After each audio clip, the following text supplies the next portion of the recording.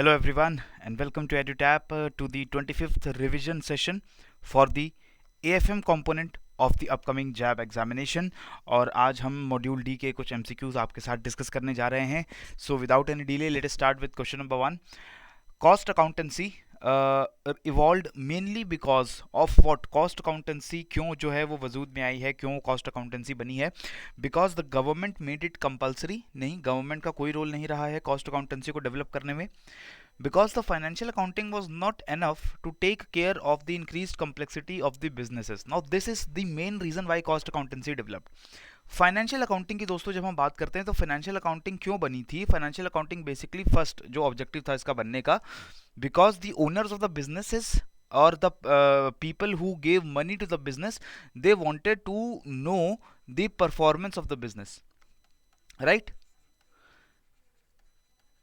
ये इसका प्राइमरी था कि आपकी बिजनेस के अंदर क्या इनकम हो रही है, कितना खर्चा हो रहा है, कितनी उसका प्रॉफिट बन रहा है, लॉस बन रहा है, और दूसरा इनकम के पास एसेट्स की या लायबिलिटीज़ की क्या मात्रा है। ठीक है, धीरे धीरे टाइम जब डेवलप होता है तो फाइनेंशियल अकाउंटिंग का जो मेन पर्पस है वो चेंज हो जाता है। वो क्या बन जाता है कि ये जो परफॉर्मेंस की जनरेशन आपने की थी, इसे किस तरीके से हम लोग कम्युनिकेट कर सकते हैं in an effective manner to stake holders.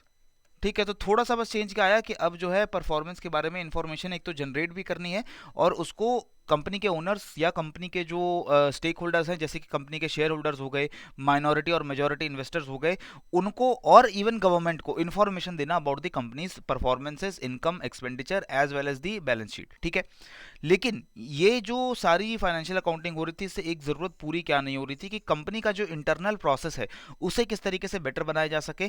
Company में अंदर जो भी एक एक काम होता है उसमें लेकर के कितना खर्चा आता है, उसे कैसे और ज़्यादा एफिशिएंट बनाया जा सकता है, अपने इंटरनल कॉस्ट्स को कैसे कम किया जा सकता है, ये सारी चीज़ें फाइनेंशियल अकाउंटिंग से नहीं हो पा रही थी।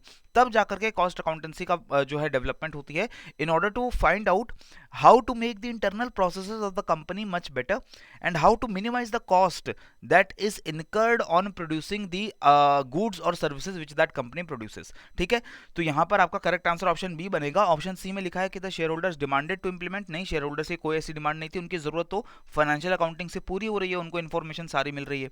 The creditors of the companies were interested in it. Company के क्रेडिटर्स भी कॉस्ट अकाउंटेंसी में ज्यादा इंटरेस्टेड नहीं है। Again they were interested in what? They were interested in the financial accounting part, right? Next is question number 2. The cost and management accounting provides information which is mainly used by whom?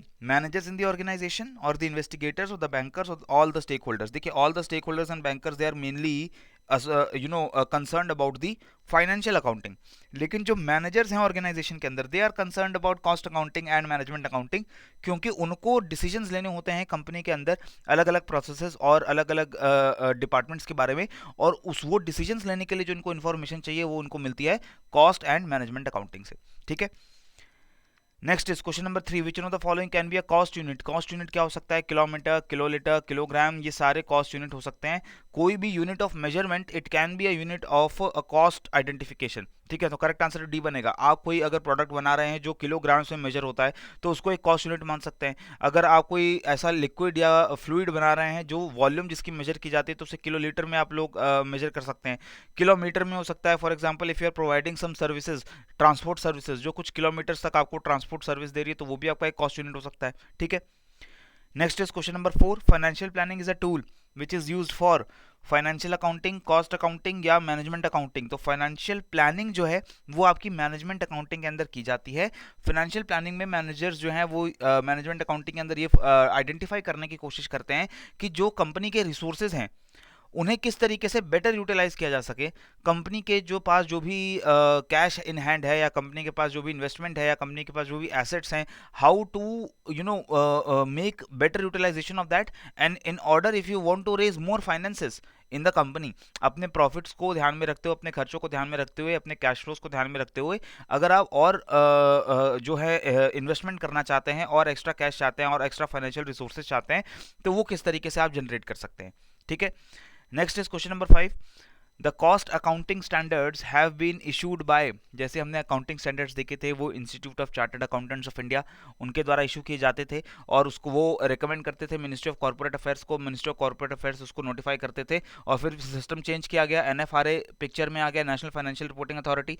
तो इस तरीके से अगर cost accounting standards की बात करें तो ये स्टैंडर्ड्स इशू किए जाते हैं bye institute of cost accountants of India. ठीक है, तो ये चार्टर्ड अकाउंटेंट्स की तरह ही कॉस्ट अकाउंटेंट्स का एक इंस्टीट्यूट है, एसोसिएशन है, जो कि इन स्टैंडर्ड्स के साथ आता है। Next question number 6, which one of the following is not a direct cost. Direct cost वो कॉस्ट होती हैं जो आपके मैन्युफैक्चरिंग के प्रोसेस में डायरेक्टली जो है कंट्रीब्यूट करते हैं, लेकिन there are certain costs which are indirectly associated. For example, अगर आपकी फैक्ट्रीज के अंदर कोई भी प्रोडक्ट बन रहा है तो उसके लिए जो रॉ मटेरियल आएगा वो रॉ मटेरियल डायरेक्ट कॉस्ट है, क्योंकि बिना उस रॉ मटेरियल के आपकी प्रोडक्शन नहीं हो सकती, और आपको पता है कि कितना रॉ मटेरियल अगर आप यूज करते हैं तो उससे कितना फिनिश प्रोडक्ट आप जनरेट कर सकते हैं। सिमिलरली लेबर कॉस्ट वो एक डायरेक्ट कॉस्ट है, लेबर्स डायरेक्टली इन्वॉल्व है मैन्युफैक्चरिंग के प्रोसेस में। आप पता लगा सकते हैं कि per unit labour how much finish product can be produced by single labour, तो आप आइडेंटिफाई कर सकते हैं per unit cost direct cost के केसेस में यूजुअली। ठीक है, तो ये आपके labour cost, material cost, manufacturing overheads, these are direct costs. But non manufacturing overheads ये हमारी एक्चुअली इनडायरेक्ट कॉस्ट्स होती हैं जो ऑपरेशंस के साथ एसोसिएटेड होती है। फॉर एग्जांपल, जैसे अगर आपके ऑफिसेज या फैक्ट्रीज या वर्कशॉप्स हैं, वहाँ पर लेट अस से कि पावर की सप्लाई है, वो पावर की सप्लाई जो आ रही है वो आपके मशीनरीज में भी जा रही है, वो आपके ऑफिसेज में भी जा रही है। वर्कर्स के लिए अगर कोई रिफ्रेशमेंट या रिक्रिएशन रूम बनाए तो वहां पर भी वो पावर सप्लाई जा रही है। So that cost of that power is basically non manufacturing overhead, right? So that is why non-manufacturing overheads, they are not a direct cost which is directly associated with the process of manufacturing. Next is question number 7, which one of the following can utilize the process costing system? Process costing system के अंदर हम costing का जो costing जो है हमारी उसको identify करते हैं विद प्रोसेसेस, और ये यूजुअली उन इंडस्ट्रीज के अंदर किया जाता है जहां पर जो फिनिश प्रोडक्ट्स हैं यूजुअली सिमिलर काइंड के फिनिश प्रोडक्ट्स होते हैं, और वो फिनिश प्रोडक्ट्स में बहुत ज़्यादा डिफरेंस ना होने की वजह से जिन प्रोसेसेस से उनको बनाया जा रहा है वो प्रोसेसेस लगभग सेम होते हैं, उन प्रोसेसेस के अंदर थोड़ा सा डिफरेंस करके फिनिश प्रोडक्ट डिफरेंट आता है, तो वहाँ पर कॉस्टिंग जो है वो प्रोसेस के साथ एसोसिएट की जाती है। फॉर एग्जाम्पल, अगर हम यहाँ होटल इंडस्ट्री देखें, hotel industry is basically service industry, तो यहाँ पर आपका प्रोसेस कॉस्टिंग का जो फंडा है वो लगाना मुश्किल हो जाता है। शिप बिल्डिंग की बात करें तो ship building is again an industry जहाँ पर जो आपका फिनिश प्रोडक्ट है, एक सिंगल फिनिश प्रोडक्ट आप बना रहे हैं, that is a big ship. उस बिग शिप के अंदर आपके multiple and thousands of parts जो है लगने वाले हैं, लेकिन सबको बनाने के प्रोसेस अलग अलग हैं, राइट? तो that is why process costing, there is no single process of ship building जिसमें आपके सारे शिप्स के पार्ट्स भी बन जाए, उसकी असेंबली भी हो जाए। Construction contract is very similar like ship building. Construction contract में एक बिल्डिंग या एक रोड या एक ब्रिज बनाने का आपको कॉन्ट्रैक्ट होता है, और शिप बिल्डिंग के अंदर एक सिंगुलर शिप बनाने का आपको ऑर्डर आता है, और ये यहाँ पर प्रोसेस कॉस्टिंग लगाना डिफिकल्ट है। लेकिन कुछ इंडस्ट्रीज होती हैं, usually chemical industries and petroleum refinery industries, जहां पर जो आपका फिनिश प्रोडक्ट है एक सिंगल प्रोडक्ट या 2 या 3 सिमिलर प्रोडक्ट्स होते हैं और उनकी लार्ज क्वांटिटी में मैन्युफैक्चरिंग आप लोग कर रहे हैं, राइट? जैसे फॉर एग्जांपल पेट्रोलियम से अगर आप पेट्रोल बना रहे हैं या डीजल बना रहे हैं या नेचुरल गैस वहां से एक्सट्रैक्ट कर रहे हैं, दूसरे केमिकल्स एक्सट्रैक्ट कर रहे हैं, प्रोसेस इज रफली the same, the process is the single refining of petroleum.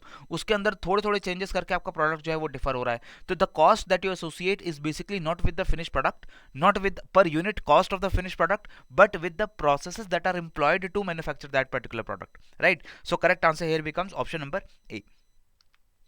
Next is my friends question number 8, the escalation clause is normally a part of. देखिए एस्केलेशन क्लॉज जो है वो आपके कॉन्ट्रैक्ट्स के अंदर एस्केलेशन क्लॉज जो है वो डाला जाता है, और ये क्लॉज यूजुअली एक्स्ट्राऑर्डिनरी सर्कमस्टेंसेस के अंदर एस्केलेशन की प्रोविजंस हमारे कॉन्ट्रैक्ट्स के अंदर जो है इंक्लूड की जाती है, तो करेक्ट आंसर यहाँ पर बनेगा option number D. Next is question number 9, which one of the following is a cost unit? Again any unit of measurement can be a cost unit, so like kilowatt hour ये power को measure करने का unit हो जाता है आपका, right? energy को basically, and barrel is again a unit of volume used usually in the petroleum industry. Metric ton again a unit of mass, again you know used in various industries जहाँ पर आपके let us say iron steel manufacturing है या दूसरे metal manufacturing industries हैं, वहाँ पर metric ton use किया जाता है, so correct answer again is here option number D. Next, which one of the following is not likely to use service costing? Service costing कौन यूज नहीं करेगा? वो इंडस्ट्री जो सर्विस इंडस्ट्री नहीं है, तो यहाँ पर water supply company service industry है, एक सर्विस प्रोवाइड करती है, that is supplying water to your homes. They are not manufacturing water, they are not producing water, they are supplying supplying water to your homes. Transport company is again a service company, they are not producing something, they are just transporting one product from one place to another. Consultancy firm is also providing you a service of consultancy, but a cement company is not only providing you service, it is providing you a good, that is cement. तो यहाँ पर cement company जो है वो service costing को use नहीं करेगी, correct answer बनेगा यहाँ option number D, right. So that is it for this particular session my dear friends. तो यहाँ पर हमारा मॉड्यूल डी जो है उसका ये वीडियो खत्म होता है। इसी तरीके से रिवीजन हमारी कंटिन्यू रहेगी for the upcoming JAIIB exams, and the JAIIB exams are very near. So all the best of luck to all of you, and perform your best. पढ़ते रहिए, बढ़ते रहिए। जय हिंद एंड जय भारत।